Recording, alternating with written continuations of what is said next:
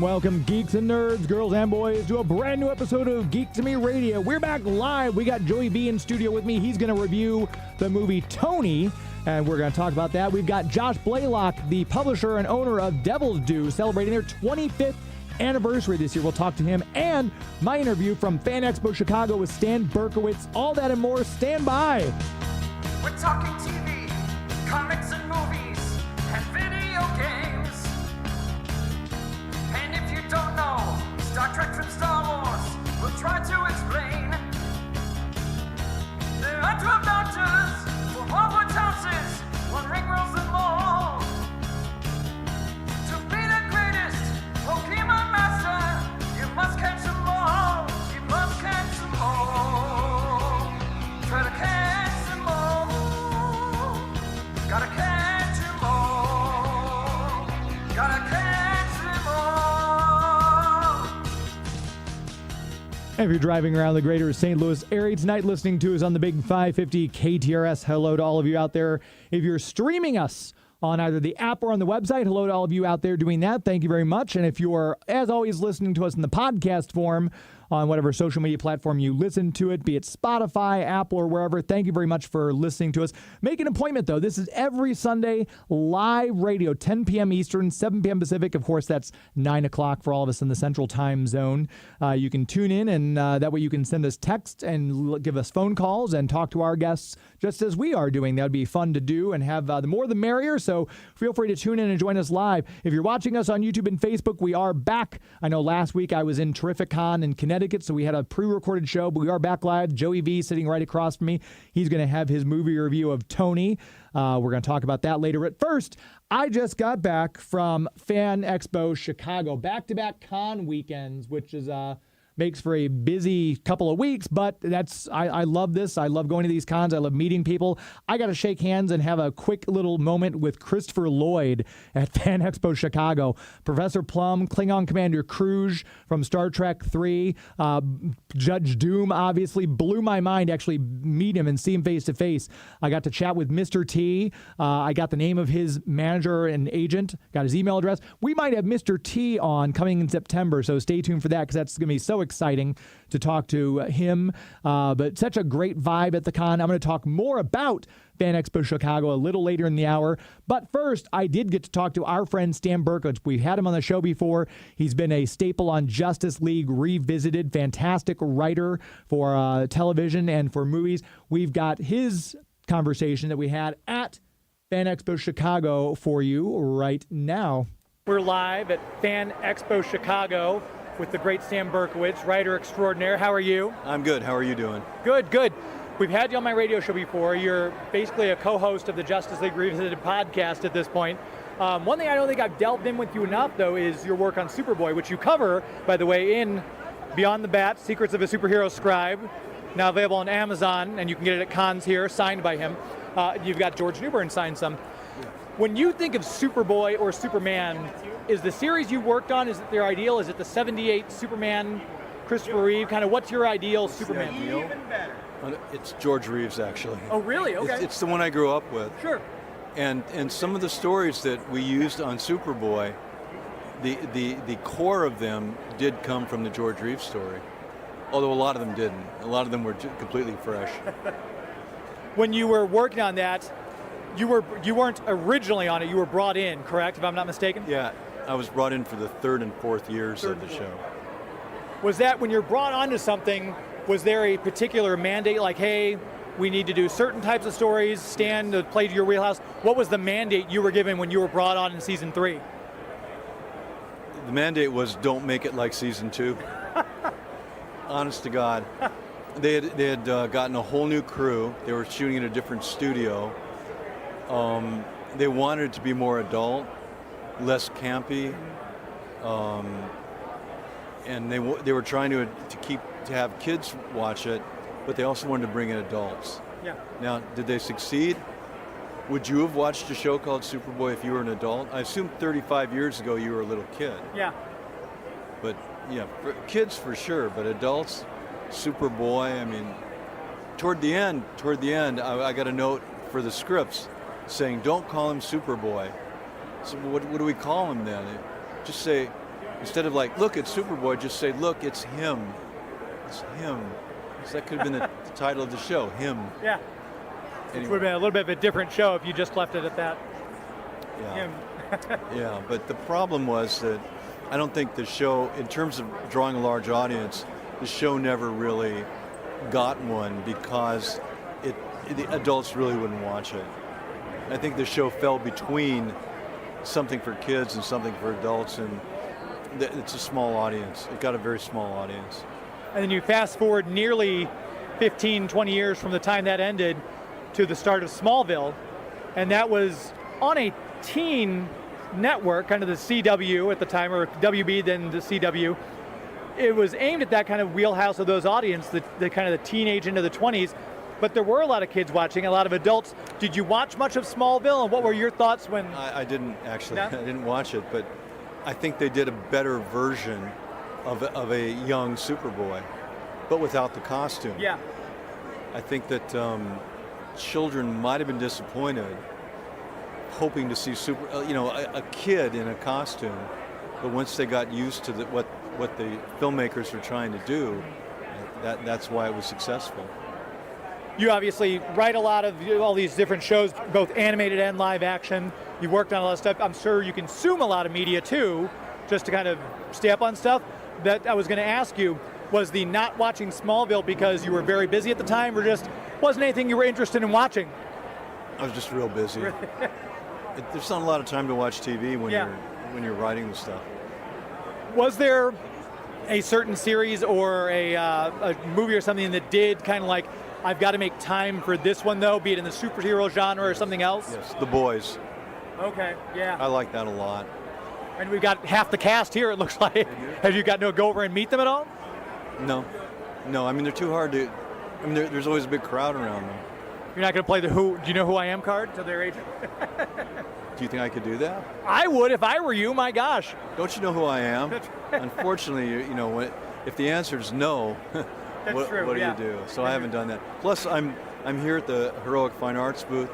I like it very much, and don't want to stray from it for too long. And you had, with all this stuff, like we're showing video, so if you're just now listening to this, we'll have video up on our YouTube channel for this too. But James Fletcher has a great job. All this art that's done by the people who were here with you, like Dan and Frank and everything like that. And others too. Oh, yeah. Alex Ross, one of my favorite artists, has stuff for sale here. So when you're here in the booth, if it was me, I'd be like, oh, I'm going to have to take that one home before the show ends if that doesn't sell. Do you have a small collection of stuff like this at all? Not really. I mean, that's like the bartender drinking. That's a good analogy. I shouldn't do that. And I know we talked a little bit before, you haven't seen the new Supergirl yet. No. Do you have any interest in seeing it, or is it kind of one of those things you've seen the previews, you kind of know where it's going? Well, it did not get very good reviews, and it's, 2.5 hours, 3 hours of my life? Well, it's not the Odyssey. It's only about 2 hours, luckily. But 22 hours. but I liked it. It got a lot of unneeded hate. There were things I would have changed, obviously, as a comic book purist. But I think there's a lot there to love. Do you plan on seeing it at some point, or what were your thoughts on seeing the previews at least? Well, I mean, if I have time, I mean, it's sort of, right. You want to see it available. It's streaming right now, yeah. right? You want to have the streaming opportunity at a certain time when, I've got 2.5 hours and I don't have to do anything. That would be nice. Yeah. It'd be nice to be able to do that. And if you're not tied up doing podcasts, unfortunately, too, that'll free up a little bit of your time. The podcasts are fine. And I'm curious, is there because we're looking at giving away Supergirl on Blu-ray as part of this that we're doing to one listener. Do you have, by chance, locked away in your brain, a fantastic House of L, Supergirl, Superboy, Superman trivia question that is like, oh, this is one of my keys that I'm going to pull out sometime? Do you have something locked away that would probably stump some people if they were asked the question? Yes and no. I don't have one for Superman, but I do have a Batman one that's Okay. really a good question. All right. Okay. 2 actors got Oscars for playing the same character in Batman. The Joker. Heath Ledger got one. Joaquin Phoenix got one. That's right. Have there ever been any other instance in the Academy Awards where actors playing the same character in different years both won Oscars? And the answer is I don't know. I don't know, but it could be easily looked up, couldn't it? So that's my trivia question. For some reason, I would think my mind immediately goes because I didn't. Now I'm going to blank on his name. The gentleman who played Obadiah Stane in Iron Man. He was the dude. Well, I can't think of his name right off the top of my head. Jeff Bridges. Didn't he win for True Grit? Didn't he win Best Actor? This is a different question. Oh, it's okay. Different actors winning for playing the same character. Now, one thought that I had, and it's wrong, is that Marlon Brando and Robert De Niro might have gotten nominations for playing Vito Corleone. But are there any other roles?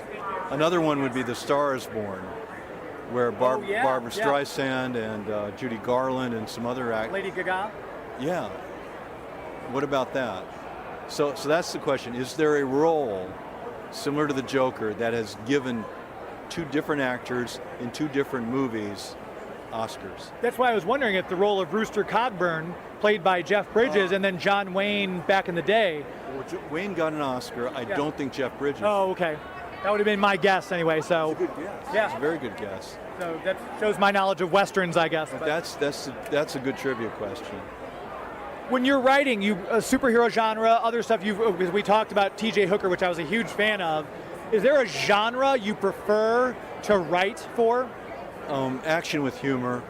I've gotten very used to writing for superheroes. So yeah, superheroes.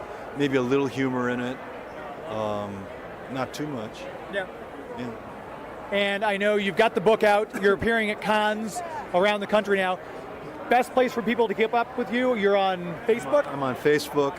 And in, I think, September 11th or so of 2026, I'll be in Dallas at their Fan Expo.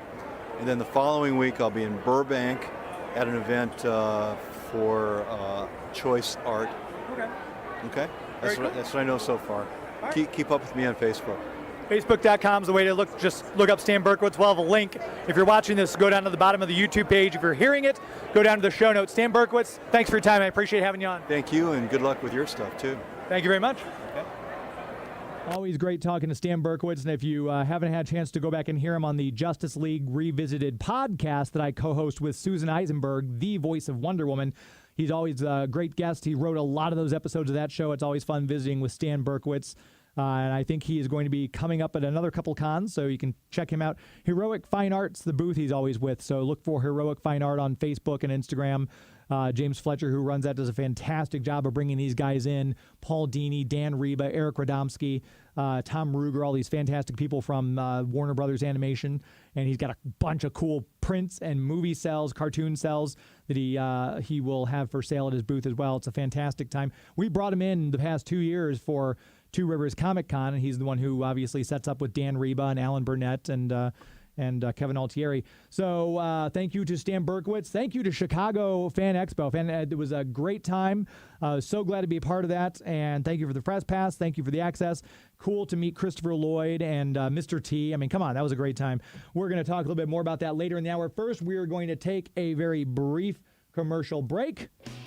We'll be right back talking with the founder of Devil's Due, Josh Blaylock, and we'll take your calls and texts as well. 314-931-5877, or you can text us on the KTRS text lines at 84126. You're listening to Geek to Me Radio on 550 AM KTRS. Please stand by. Out of your helmets, man! Launch glider! Fire! Good shot! Launch claw! Launch storm dagger! Against the tyrants of wind! Their armies at the command post! Rock slide! Air Raiders Command Post and Claw and Tyrant's Dragonwind, each complete with figures. Bad scientist! I've done it! It's dissect an alien, and it's... Gross! You take his insides out and put them back in. Too gross. Yuck! That's disgusting. He's a real slime bucket.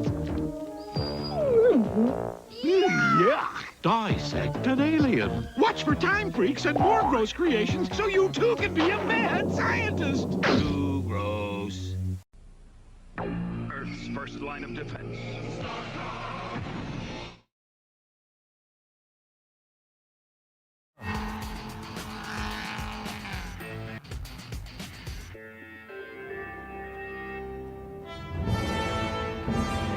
Hello, I am John Rhys Davis, and you have the honor to be listening to Geek to Me Radio. You lucky souls.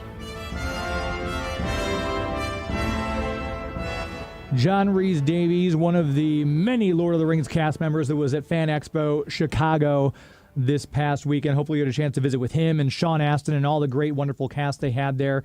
Thank you again to Fan Expo Chicago for the press pass this weekend, and it was cool to see many of you there. Several of you came up and said, hey, you're Geek to Me Radio, so I had stickers available and everything like that whenever that does happen on the rare occasions that someone spies me. But yes, great time there. We want to make sure we tell you about our premier sponsor, by the way. If you want to go on your own Lord of the Rings quest, you might want to go check out the City of St. Charles, historicstcharles.com. What a lovely place. You just go out there. You can go to Frontier Park. You can bike ride the Katy Trail. All sorts of things to do. You can just go look at the historic buildings, hang out in the patios of some of their independently owned restaurants, have a glass of wine or a nice bourbon on one of these cooler summer evenings if you want to get out there. Restaurants, shops, all sorts of places where you can go out and meet people and hang out and just have a good time. Start your trip at the website, discoverstcharles.com. It's always a good time to be had, whether you're going to one of their festivals. I know it's August, but as soon as August hits, man, I'm putting up the Halloween decorations. Halloween's my favorite holiday. You can go check out the Legends and Lanterns Festival happening the first 3 weekends of October in St. Charles. You can go out and interact with the likes of Phantom of the Opera, Lizzie Borden, all sorts of cool people like the Brothers Grimm, these historical people you can go up and talk to and interact with them. And it's just a fantastic time. It's this whole 10-block area where the cobblestone streets, the guests that we've had from Two Rivers Comic Con in the past, I always think one of the greatest compliments, we had Dan Reba come in, and Dan Reba's a guest on the radio show. He's heard me do these pitches and these live reads for this, and Dan Reba finally saw it. He said, James, you've undersold this place. It's amazing. That's the kind of effect this place has on people. So whether you're on the West Coast like Dan Reba and Stan Berkowitz, or maybe you're just in Alton, Illinois, maybe you're in Chicago and you haven't made a trip down, you want to see someplace new, put it on your list of places to visit. Historic St. Charles is a must. Start your trip at the website, discoverstcharles.com. If you want an RV park, if you want to go something like that, if you want a campground, you want to be a little rustic, or maybe you want a charming bed and breakfast, or maybe you're like me, you want a nice hotel with a nice bed, you want to sleep in a fantastically appointed room and have room service, they've got hotels to match any price point and whatever your taste might be. Again, start your trip at the website, find where you want to go, what you want to do, and plan it all right there. DiscoverStCharles.com. As we always say, it's an historically good time. Before we get into this any further, I want to make sure we've got this thunderstorm warning coming across here. It keeps going. The National Weather Service has issued a severe thunderstorm warning. We can hear the thunder in the studio here. This is for St. Clair, Illinois, Madison, Illinois, St. Louis, Missouri, Monroe, Illinois, and St. Louis City, Missouri, beginning at 9:17 p.m. and ending at 10:02 p.m. That was also issued earlier for Franklin, Missouri, Warren, Missouri, and St. Charles, Missouri. So if you're in any of those areas, keep an eye on the weather, be careful, stay safe, and a severe thunderstorm warning from the National Weather Service. We will make sure all of you are aware and do your best to stay safe tonight. We're going to go right to my next guest, celebrating 25 years in the publishing business. I've got so many Devil's Due comics in my collection because I'm such a G.I. Joe fan, and I know Larry Hama proudly bragged about writing G.I. Joe for, I think, 5 different companies. Devil's Due had a great print run of that, plus their Voltron run. They've got a lot of independently owned stuff. We're talking now to the founder as we celebrate the 25th anniversary, Josh Blaylock. Thanks so much for your time tonight. Yeah, thank you. Thanks for having me. Of course. So it's such a cool thing to look back 25 years ago. Someone says that to me. I'm like, oh, so 1990. No, this was actually 2001. It doesn't seem like you've been around that long, but at the same time, I'm sure to you, you're rolling this boulder uphill and doing all the work. Does it seem like it's been 25 years? It depends on what day it is. Like, it was trippy because I went by the Fan Expo, and that's the first big convention I ever had a table at. And this year would be the 30th year since I actually Wow. had my self-publishing table a few years before Devil's Due was actually launched.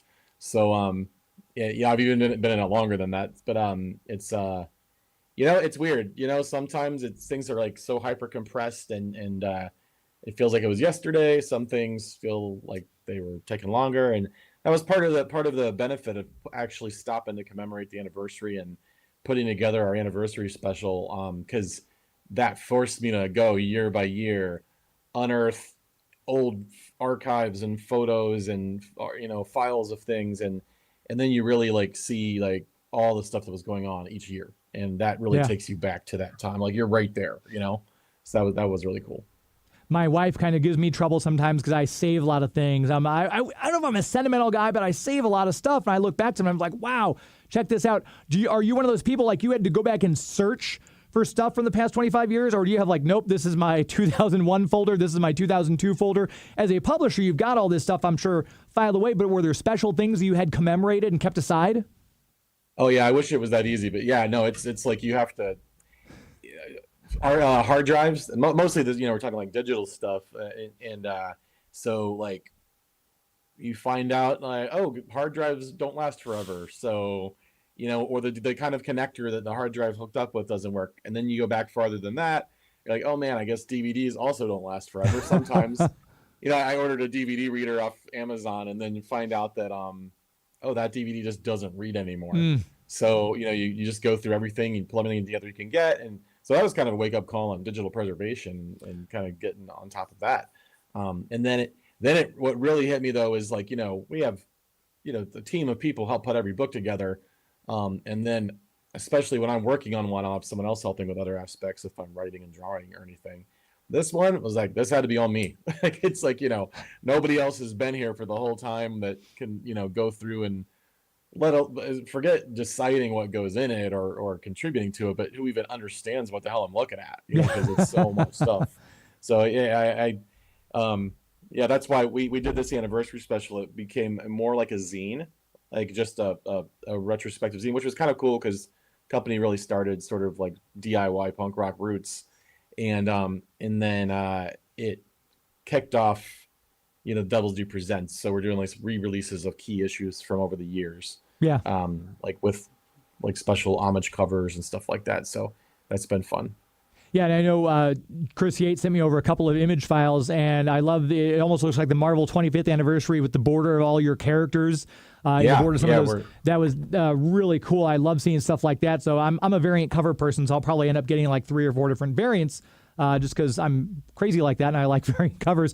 But when you're putting all this together, what kind of go back first of all before I start there? Go back to 2001. What was the mindset? We're going to launch this thing. Did you have like, we know this is going to be successful. We're hoping for the best. What was your mindset 25 years ago when you decided to pull the trigger and launch this? I knew I had been publishing for over 4 years, and then I had kind of learned what I was doing, learned how to, I was getting books nationally distributed and everything. And then I had rebranded the company as Devil's Due, or started a new company. And that was going to be like, okay, now I'm a little more polished. But it was very much like still a DIY, still a very like black and white aesthetic, because I that's all I could afford to publish at the time. And then until we knew we were going to have something with bigger orders. But it was just me, and then I started adding on like friends to help and stuff. And I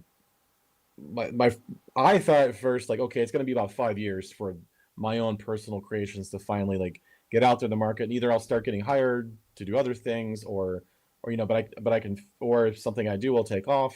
But then in my day job, it's a too long of a story to fit all into here. But I had right out of art school, I got into working for the t-shirt company that did licensing and apparel, and I helped them start a retro line of 80s apparel that no one had done that before.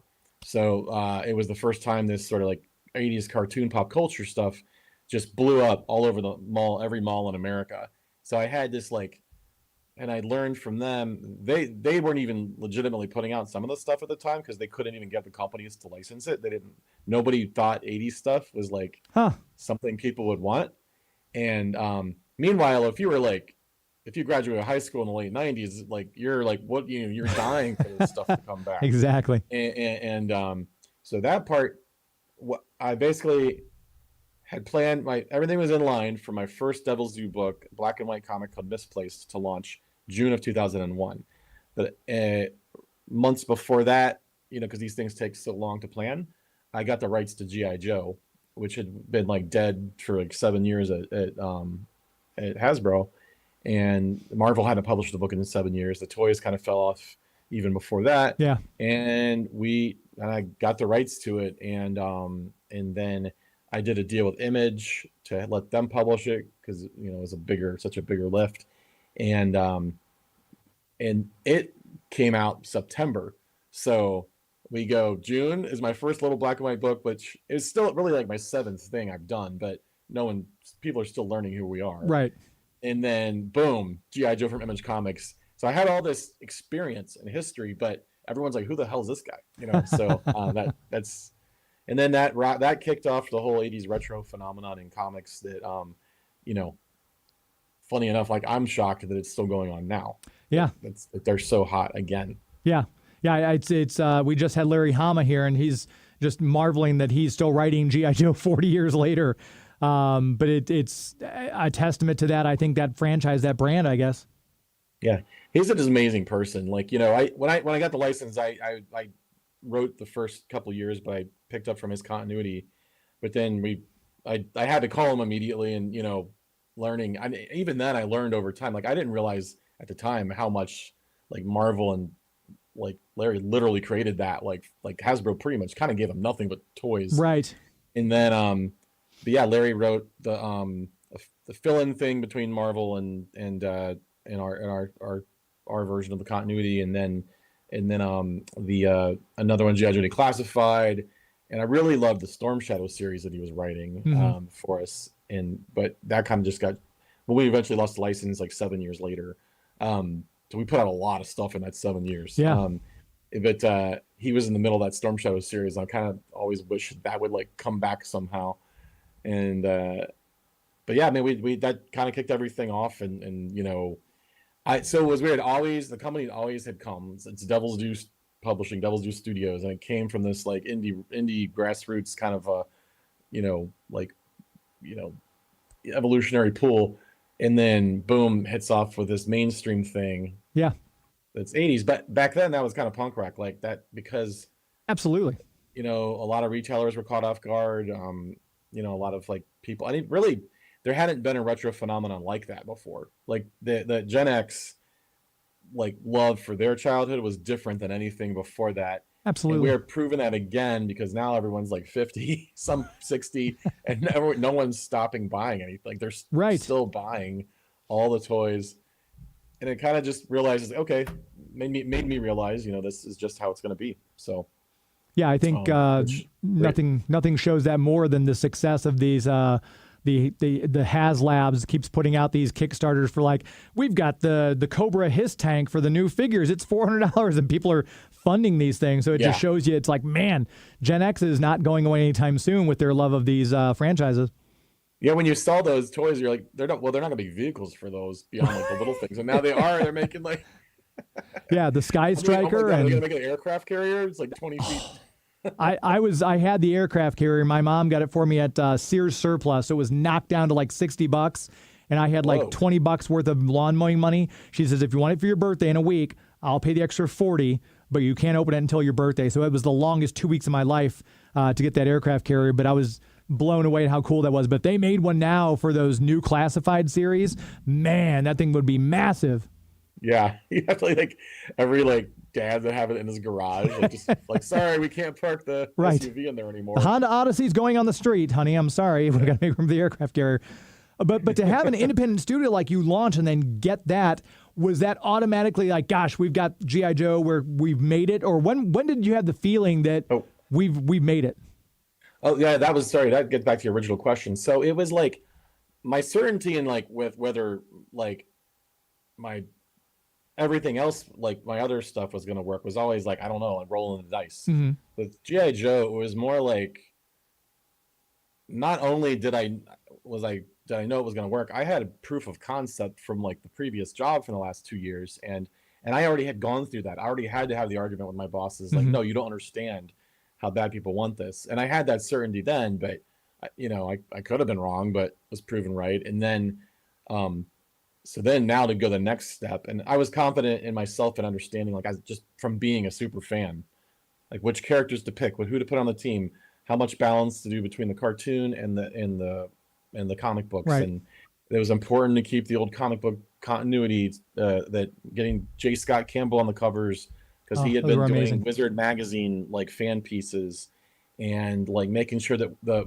writers at Wizard knew about it ahead of time, so they'd be able to cover it, and hype up the launch, and making sure we had the message boards. Like I knew it was going to work. And it was more of a like, not because of me, just because like it was just reality in my head. Yeah. And I thought, I'm sorry if you don't understand how big this is going to be. Talk to us in 6 months after it comes out. And that's kind of like, and it wasn't out of like arrogance for like because I'm awesome or the company is so badass. It's like, no, it's G.I. Joe. I'm sorry you guys don't get it. Right. and Transformers, we did the same thing. I couldn't go for Transformers. Like I had to like just manifest the money out of thin air to do the license for the G.I. Joe, let alone go for Transformers, which was a bigger property. It had never gone away the way G.I. Joe had sort of like just fizzled out. And so the second we announced Joe, there was another company that came in and got Transformers, and then other people started jumping in doing things. Micronauts kind of like came to us, so we ended up with Micronauts, and then I was able to get Voltron through the apparel relationship. I knew the people there. But Hasbro stuff was crazy. That was just a straight up cold email. Or I don't even remember. I think I called their number, like, hey, can I talk to the licensing department, and find an email to send the proposal to, but just, I knew how to write the proposal. Yeah. And knew what they would want to, see. Yeah. And I know a lot of the independent stuff you guys too, obviously the create your own stuff like Mercy Sparx, Arc World and things like that. This has been just to see Devil's Due go through all of its various incarnations and what you guys have put out. What are you personally, as the founder of this company, when you look back on 25 years, is there either a moment, is there a character, a title that you feel most proud of? I'm very proud of what we did with all the 80s stuff and making our mark there. I'm proud of like my contribution I got to put into that. They're still making, like, literally they released toys from characters I designed like over the last couple of years. They released, those have been the classified lines, like my actual designs. That's awesome. And also knowing that we brought thousands of people into comic book shops at a time that a lot of people had left, and it was a slow time in the industry. And the 80s phenomenon brought everybody back in. And then they realized that there were Marvel books that had also been, like Marvel was doing some new revolutionary stuff. And we hear it over and over again, like that people had stopped reading comic books and then they came back because of that. And then they were hooked again. And, but really I always going to love my own personal stuff, from that I did from my own, from scratch. So Mercy Sparx is, that's my main thing. And really, I guess one cool thing about her is I came up with her when we were doing all this other license stuff and everything, and starting to pitch a lot of stuff to Hollywood. And I just 100% came up with her at a convention one morning. Like, this is everything that if I was drawing the book, what would I never get bored drawing? And I do not care what any executive or anybody would say about it. Like, this is just my stuff. And it'll probably never get made as a movie. and that it did really well when it first launched. And then it was going to have a follow-up series that didn't really, it was doing okay, but it was still a new book. And then the company like really slowed down for a while when like the recession hit and everything back then. And when I relaunched a couple of years later, I didn't have plans to bring Mercy back. I loved it, but I didn't think the demand was there. And it was from every interview I did, people asking, "Where's Mercy? Where's Mercy?" And so and then Kickstarter was around. We did a Kickstarter campaign to launch the new ongoing series for it, and it did great. And now here she is. It's been 17 years of Mercy Sparx. There's 2 omnibus collections. We just got the volume 6 trade. Wow. And I'm putting it out more consistently now than we have in a very long time. And there's a new ongoing series launching in March and October. So this October? Yeah. Oh, yeah. wow. Okay. So for people who've never heard of that, it's just a really simple hook. She's a devil girl that works for heaven, hunting rogue angels on Earth.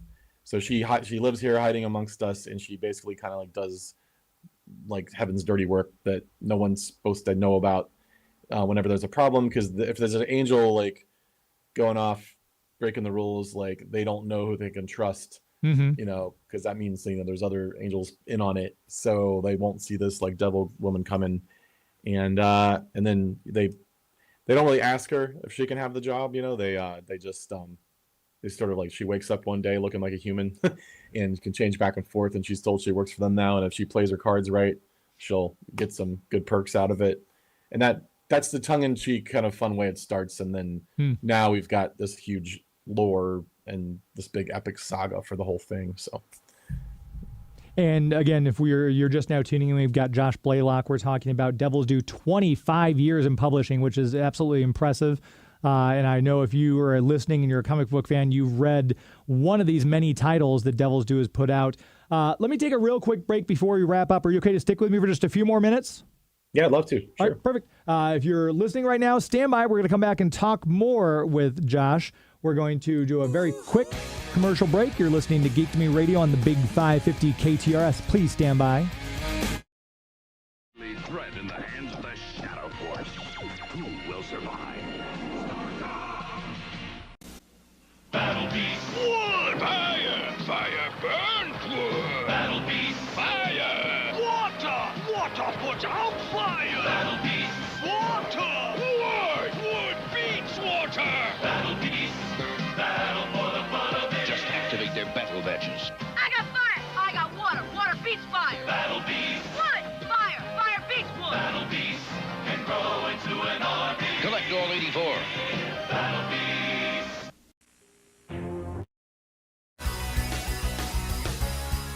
This is Michael Rosenbaum. You might know me as Lex Luthor or Martin X from Guardians of the Galaxy, and you're listening to Geek to Me Radio. Why am I talking like this?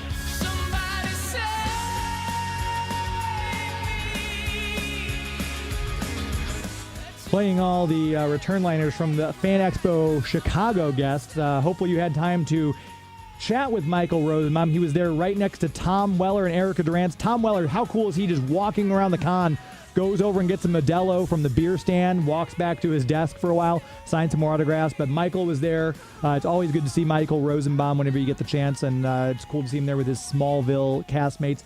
We'll make sure we tell you about, since we're talking comic books, Bugs Comics and Games, our official comic book sponsor.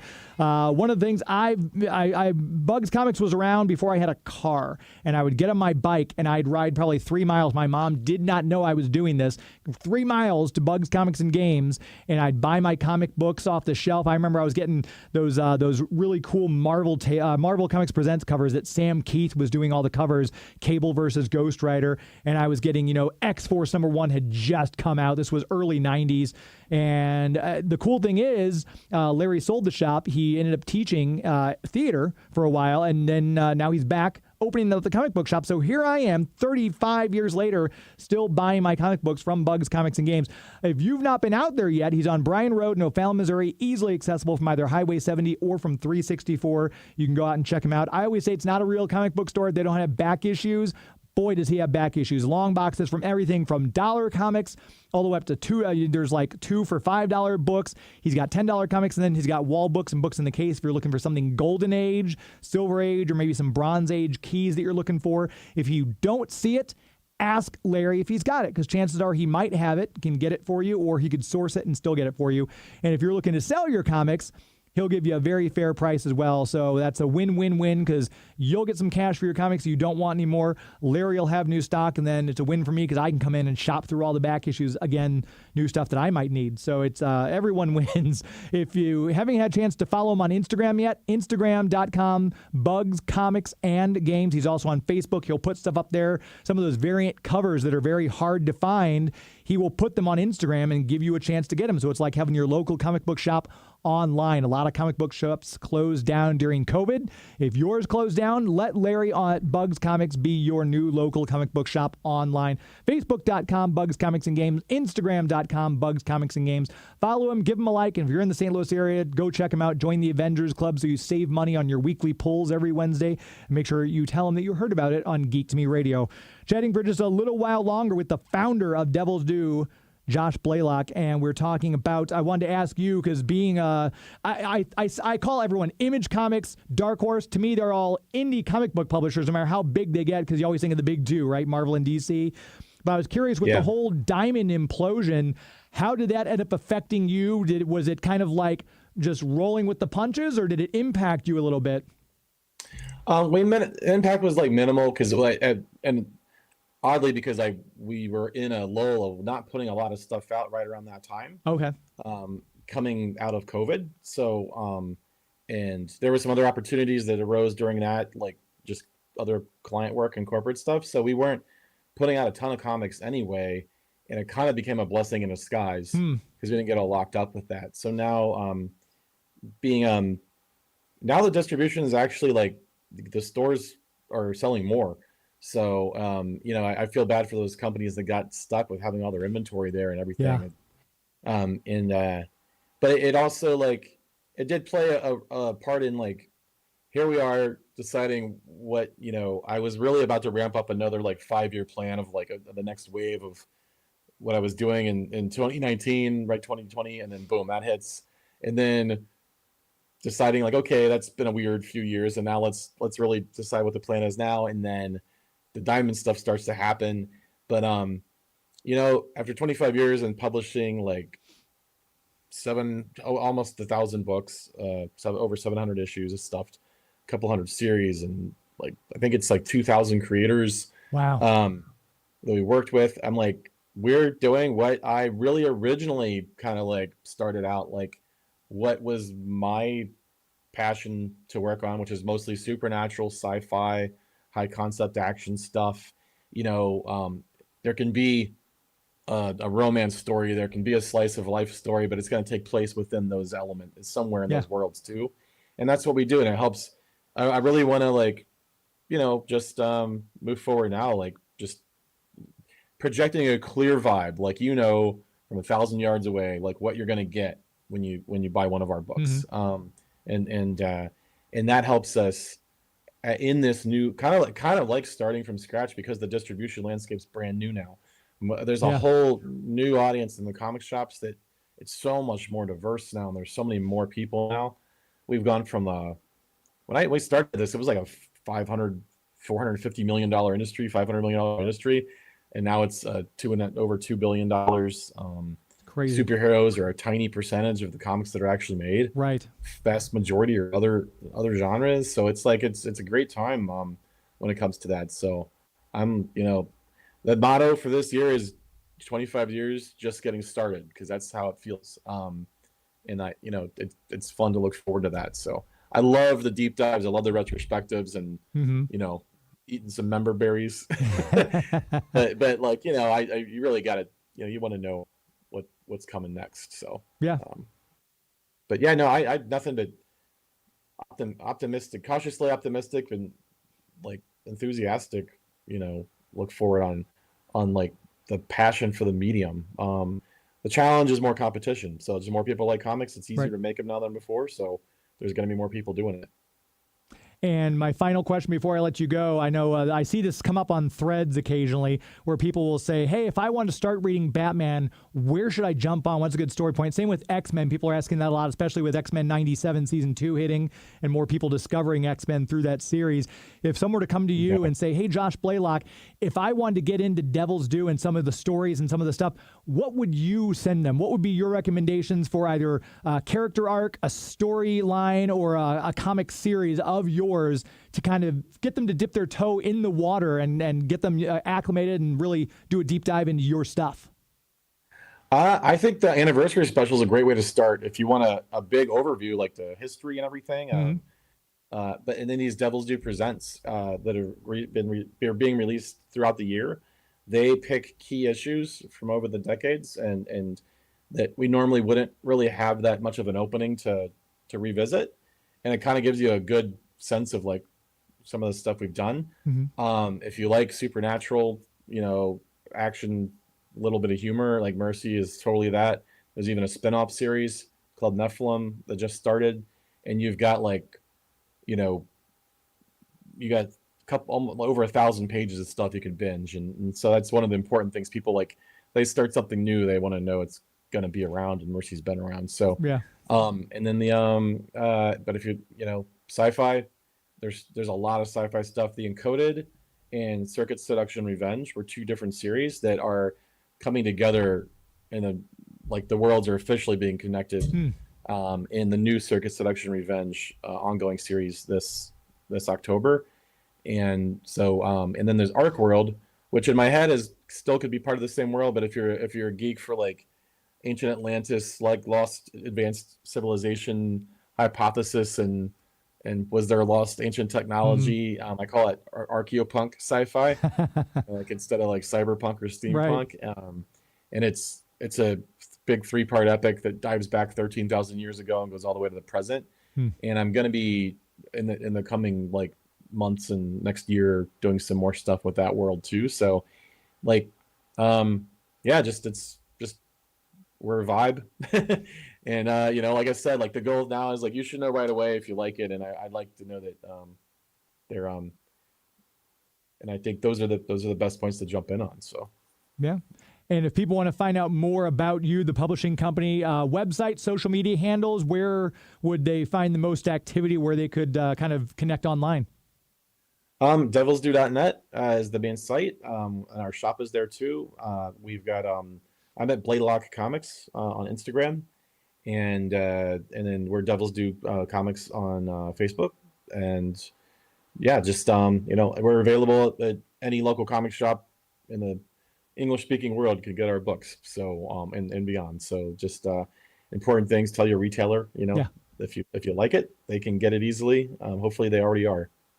And I mentioned, for those of you listening, I mentioned Larry at Bugs Comics and Games. That's one of the things I love about Larry. It's like having your personal comic concierge. If you're looking for something, if you don't see it on the shelf, ask him, because Larry's really good. He'll go right over to his computer, look it up. Yep, I can order that for you. It'll be here next week. So if you do want something from Josh from Devil's Due and you don't see it on the shelf at Bugs, ask Larry. He'll get it for you. That's not a problem.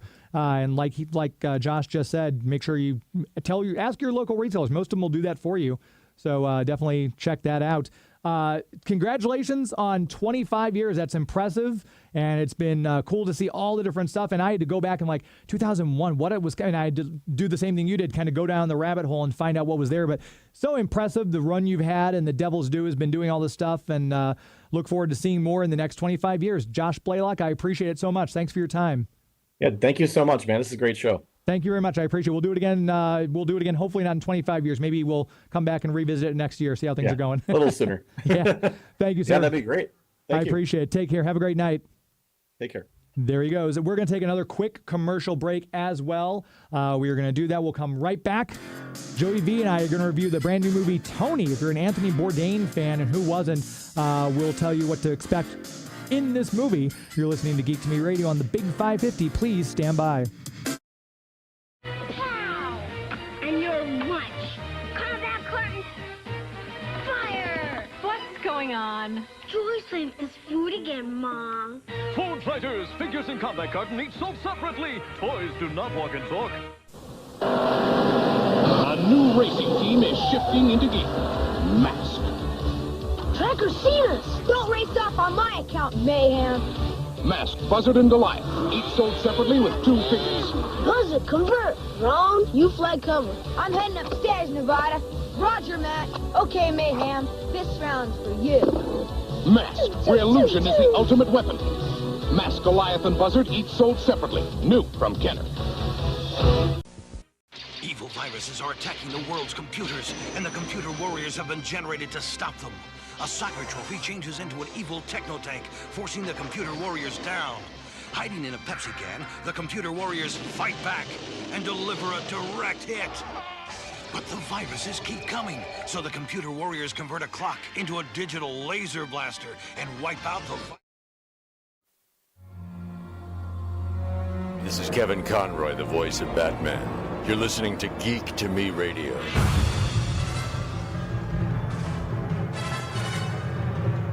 Welcome back to the show, Geek to Me Radio.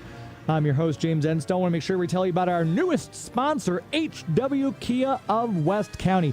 I was just talking to a friend of mine this weekend and said, boy, man, I need to sell this car. I'm coming up to the point where, my wife's not driving it anymore. We're kind of down to the one car. Just need to sell it. I say, hey, go talk to Big D at HW Kia of West County, because I've sold 2 cars to him. It's been a very simple process. I said, the car runs, right? He goes, oh, yeah, it runs. And we're just, Laura his wife got the new car, and they just kind of don't need the third car, and they had it just in case they needed a backup car. I said, give Big D a call. Talk to Darren, 14116 Manchester Road in Manchester, Missouri, 636-591-2900. Tell him you heard about it on Geek to Me Radio, and he might even charge you, I was going to say charge you a service fee because you know me. I'm kidding, obviously. But no, check him out because I shopped my last car I was selling around to 3 different places. He immediately, without hesitation, said, how much you want for? I said, I could get this. Yeah, that's fine, no problem. It was no fuss, no muss, made the transition and the sale very simple. And if you want a brand new car, HW Kia is his service and the warranty they have on those.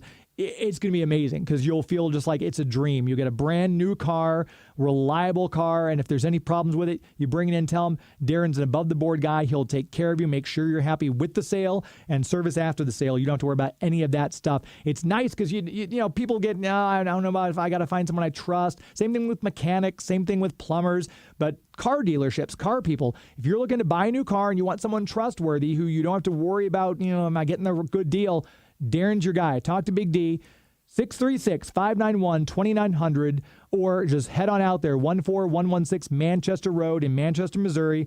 They open at 9 a.m. tomorrow morning. You can be one of the first people there to sell your car, buy a new car. They've got used cars for sales, too, if you're looking for something you don't want a brand new car. Maybe you want something that's already been comfortably worn in. He's got a great selection for you. So check him out, HW Kia of West County. That's hwkia.com is the website, and tell him you heard about it on Geek to Me Radio. Joey V, you and I saw a movie, it feels like a long time ago now. It was almost 2.5 weeks ago. Yeah, and Tony doesn't even come out in St. Louis until Thursday. Okay. So it's going to be limited release. You're going to have to go to maybe Chase Park Plaza, Alamo Draft House, or the AMC Creve Coeur. Yeah. And hopefully it gets expanded more in St. Louis because I loved it. You did, and I think we both agreed that this was a good movie. I, grew up watching all the Anthony Bourdain shows on Food Network and things like that. I'd go over to my aunt's house and just some of the stuff, it's amazing to see the impact this guy had on so many people. I think, you always think of these deaths that really affected people. There's Robin Williams, there's the Crocodile Hunter, and Anthony Bourdain seems that really impacted a lot of people. And this is a cool story about how he got his start. I didn't know a lot about Anthony Bourdain. One time I went on vacation to Kansas City, Missouri, and I was looking up the best barbecue places, and he had written an article, 13 places to eat before you die, and one of them was Oklahoma Joe's, this gas station that had been retrofitted to a barbecue place, and I got the pulled pork with the onion ring on it, and I loved it so much. I actually made that myself for my next birthday. So that's about all I knew. And now, after seeing this movie, Tony, I've listened to Kitchen Confidential. It's been fascinating listening to the audiobook of someone who died in 2018 and was 61 years old in the middle of filming his TV show that was very successful while he was in France. It's a wild story, and that cloud hangs over the movie because anything that happens where you see his wild side, you go, I kind of know where this is headed. Yeah, and this does a good job. Like I said, I didn't know much about his early beginnings. I knew him from the personality he cultivated on TV and in his shows and things like that. But it's interesting because the movie starts out with a quote from him, and I don't remember the exact quote, but it's like, yeah, I was kind of a jerk when I was young. I was headstrong, opinionated. A lot of people in their teen years are. That's just kind of the way. But he makes no mistake. He said, this is how, I was. And you see him, and you don't really like him. He's not a good person as this movie unfolds, and he's chasing after a girl. He kind of wanders into this restaurant. He almost picks a fight with the bar owner and gets thrown out, but he has to go back and hey, can I have a job because I need someplace to stay or whatever. It was just it's kind of the process. It's a great movie to see, but it's really that slice of life.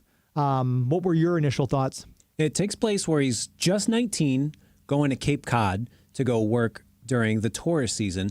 And I was predisposed to love this movie because one of my favorite things in the world to do is eat food while looking at water. And Cape Cod looks beautiful. Like Jaws, aside from the deaths, like Amity looks great. I would love to go hang out there. Same with Unless this. you're Alex Kinter, poor with Cape Cod. So it being a period piece in the 70s, it was great seeing the clothes and the cars and hearing the music. And I love everyone involved already. The director, Matt Johnson, he makes these hilarious movies like Blackberry and Nirvana, the band, the show, the movie. And then Dominic Sessa, I loved him in The Holdovers, that Christmas movie with Paul Giamatti where he's stuck in college during the Christmas. And then the girl, she was in that Best Picture winner about the deaf family, Coda, Amelia Jones, in this HBO miniseries Task. She's also in Lock and Key. I know that this is a very simple premise. It's kind of like a One Crazy Summer type of movie, a Meatballs type movie, a summer camp, fall in love type movie. But it was comforting. It was like comfort food. And you could tell everyone made it with love. And they knew what they were doing. Yeah. Yeah, it was Antonio Banderas did a great job, I thought. So he plays sexy. the owner of the restaurant, who he initially gets thrown out of and then hires him to work. And there's those little scenes like when he's first trying to open an oyster. And I was like, he's got the knife, he's kind of digging his knife. And I'm like, oh, this is going to end poorly. And sure enough, he cuts himself open. It's just because having worked in a restaurant too, it's one of those things, it kind of appealed to me a little bit more because you do see that side where they're all joking around with each other. The dishwasher's high. I've worked in a number of different restaurants, and a lot of the stereotypes that you hear about were shown in this movie, and they're stereotypes for a reason. It's very true. I'd love to find out what Chef Liz thought about this movie, actually, now that I'm saying all this. But I do like it was very real. It was very grounded. And it's interesting to see this person who's revered, how they got this start and how they, were. And like we said, he goes strictly to chase after this girl who he knew in high school who he has a crush on. And something that going in, you're going to get hungry. And the seafood in this looks delicious. Oh, my gosh. When they go and catch the striped bass from the water and then instantly cook it on the beach, I think that's the coolest thing I've ever seen. And Antonio Banderas, watching him work and being a mentor, it's like watching Walter White, cook meth. Cooking is chemistry, and all the little shortcuts he has, him just making ketchup was so fascinating.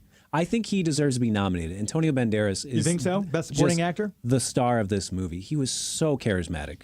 Yeah, and Leo Woodall, who was in... I know he's in Tuner, which I haven't seen yet. The guy who can crack safes because he's got a good ear. Yeah, that's right. I forgot about that one. But he was also in the new movie with Russell Crowe, who played the German guy they captured, Nuremberg. He was in that. Oh, yeah, okay. And he was in White Lotus. I think season 2 of White Lotus. He was in that as well. He's in it as kind of one of the people in the kitchen. He doesn't play a good person either, but it's a good. He did a great job in the role. But it was the cast gelled very well. There was no one who, sometimes you go see these movies and someone sticks out a little bit as, ooh, that was a bad performance. I didn't see any of that. It was a really solid cast. Loved the story. So out of 1 out of 5 stars, what would you give it? I gave it 4 out of 5, and I would recommend anyone just bring a pocket full of shrimp with you. Just eat them while you're watching the movie. Don't throw the tails on the floor. You put them in the other pocket and you take them with you. Yeah, maybe don't. Maybe bring them in a nice little cup. I wouldn't put them in your pocket or anything like that for laundry purposes. But I think I gave this 3.5 out of 5 stars as well. It was very well done. I liked it overall, and it seemed like everyone at our showing ended up enjoying it as well. Yeah, go see it Thursday when it comes out here in St. Louis. It's been out, I think, in New York and LA for a couple weeks already. Yeah. And we got a very early screening of it. So, yeah, thank you to Allied for that. That's going to do it for us. Thank you to Fan Expo Chicago. Again, a great show they put on. Thank you to Josh Blaylock. Congratulations. 25 years of publishing The Devil's Due. Thank you to Stan Berkowitz for his awesome interview. Thank you to Joey V for making the show look and sound as good as it does. We'll be back next week. Who do we have next week? We've got, I think we've got Ogie Banks on with us, voice actor. We're going to talk to him. And I've got a brief interview that I did with Maurice LaMarche at Terrificon. We'll air that. And I think Joey V and I might be seeing a movie between now and then, too. There's one Tuesday. I can't remember which one now. I'm going to see The End of Oak Street. End of Oak? Oh, you're seeing that? Okay, I'm seeing a different movie, but we'll review those. Thank you all for listening. Stay tuned in. We'll do trivia again next week. Until then, my friends. That's our show. This is Geek to Me Radio.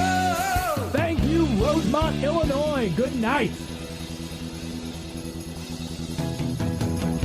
The Big 550 KTRS St. Louis. From ABC News, I'm Wayne Cabot. Monday is the official expiration of the